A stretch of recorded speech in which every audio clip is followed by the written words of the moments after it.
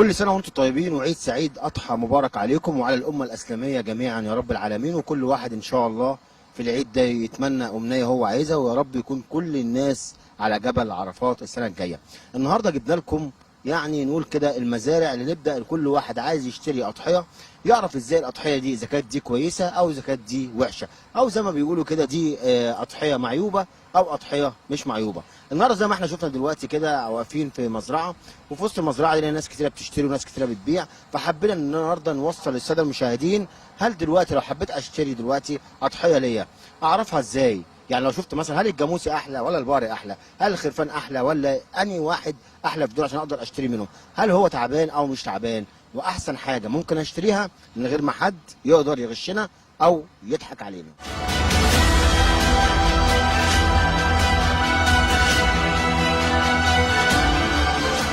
النهارده واحد جاي يشتري ذبيحه، يشتري كان جاموسه، يشتري بقره، يشتري خروف. اول حاجه بدخل عليها عشان اعرف اذا مشاهدين، اول حاجه بدخل عليها اعرفها ازاي دي كانت دي كويسه او دي وحشه بالنسبه لثلاث انواع دول. دلوقتي انا بخش على الحاجه قبل ما اشتريها ببص على لف حواليها، وقبل ده كله بفتح في بقها. ليه بقى؟ ممكن تكون صغيره ما تنفعش ذبيحه، اقل حاجه يبقى سنتين، اقل حاجه في الذبيحه يبقى سنتين، دي الحلال بتاعها. قبل سنتين لا. في ناس بقى مع احترامي ليك بيعملوا ايه؟ بيدوا حقن هرمونات وبتاع، الحاجه بتتفخ قدامك، تيجي الزبون يجي يبص عليها ما يعرفش يشتريها، يقول لك لا حلوه وبتاع وتمام وتمام، وهي مش حلوه، صغيره. هذه وجهه النظر. وجهه النظر ايه؟ لازم لما تروح تشتري حاجه تشتريها وانت معاك واحد بيفتي.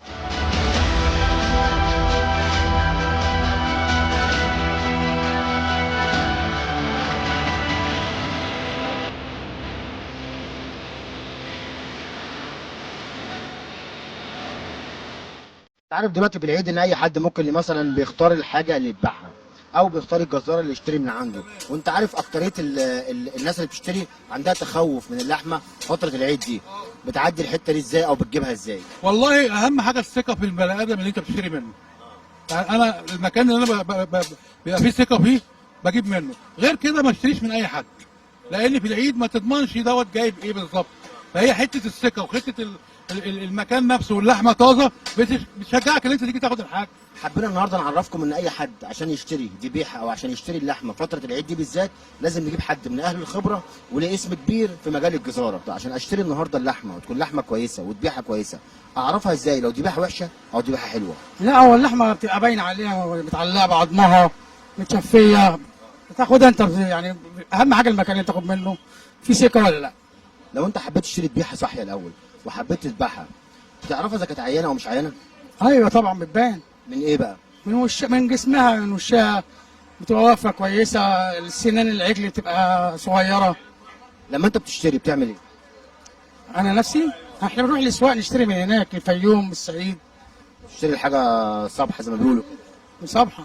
لو حاجه عيانه او معيوبه زي ما بيقولوا بتعرفها ازاي؟ بتترفض اساسا في المذبح، الطب البيطري بيرفضها، بيرفض ذبيحها.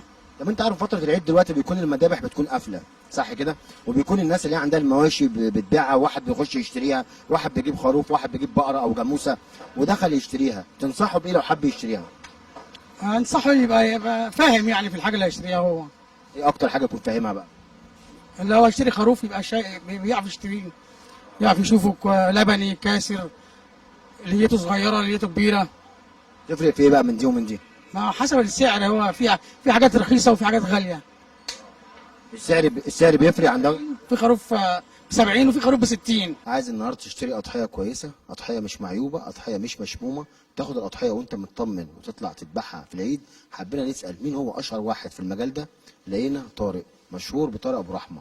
النهارده هيعرفنا بقى ازاي تقدر تروح النهارده عند اي جزار او تشتري اضحيه بتاعتك وانت مطمن. شوف طارق ابو رحمه هيقول لنا ايه دلوقتي. مساء الخير. مساء النور. النهارده عشان اروح النهارده اشتري الاضحيه بتاعتي وعايز اكون مطمن، اعمل ايه؟ اشرح لي بقى الشخص يروح يشتريها ازاي. تمام. هي التضحية اللي مش هتعرف وهي صاحية، المفروض الجزار بعد الذبيح يكشف عليها. يكشف ازاي بقى؟ صرصور الودن يقطع منه جزء، لو لقى فيه دود يبقى الذبيحة كلها غير صالحة.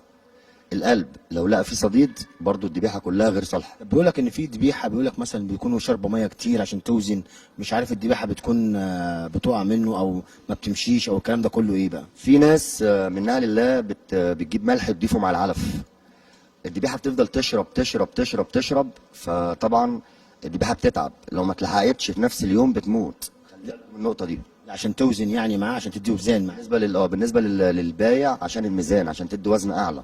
ايه تاني لما تخش تلاقي الذبيحه قدامك واقفه كده وشايف ان هي كويسه، وبعد كده تلاقي انها طلع فيها عيب او طلع فيها اي مشكله، تعرفها ازاي برضو مع انها صح؟ يعني اكتر حاجه بتعرفها في الذبيحه ايه؟ هو نشاط الذبيح، نشاط العجل طول ما هو نشيط بيبقى سليم، العجل لما بيركن او بيرقد اكتر بيبقى مرفوض، بيبقى فيه عيب. اعرف ازاي اذا كانت دي كلها لحمه صافيه او فيها دهون زياده؟ والله هو حسب المرعى، حسب المرعى بتاعتها. ايه المرعى دي بقى؟ حسب المرعى يعني حسب الاكل بتاع الذبيحه. في مرعى واحد بيتقي ربنا وبياكلها صح، وفي مرعى تانية بيديها اي حاجه تانية عشان تزود دهون وكده. طيب النهارده مثلا الخروف، انت في السوق عارف، وطبعا انا سالت عليك ولا طلب ابو رحمه كل شويه على العيد ده 60 واحد بيذبح عندهم. سعر النهارده الخروف كام؟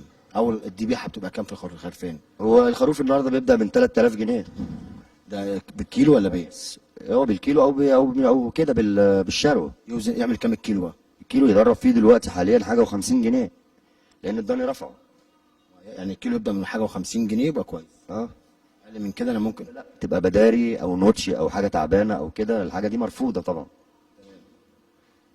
زي ما انتم سمعتوا دلوقتي، طارق ابو رحمه بيحاول بقدر الامكان يوصل لكم امور بسيطه جدا، ان انا ازاي النهارده اشتري اضحيه بتاعه العيد بتاعتي، واشوف فيها اذا كان فيها عيوب او اذا كانت سليمه.